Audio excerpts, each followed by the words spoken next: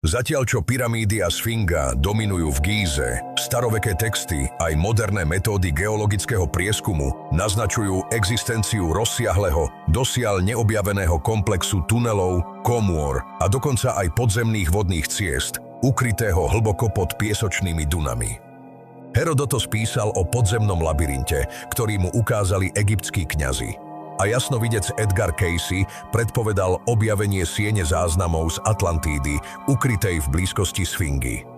V posledných 10 ročiach prieskumy pomocou georadaru skutočne odhalili veľké pravidelné dutiny a tunely hlboko pod priestormi okolo pyramíd a Sfingy. Zatiaľ čo sa oficiálna archeológia vyjadruje len opatrne, alternatívni výskumníci veria, že ide o zásadný dôkaz civilizácie, ktorá predchádzala epoche faraónov.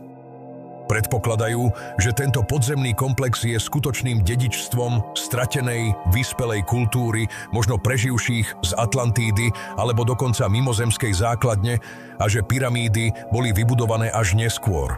Podľa nich táto sieň záznamov obsahuje skutočnú históriu ľudstva a tajomstvá jeho pokročilej vedy.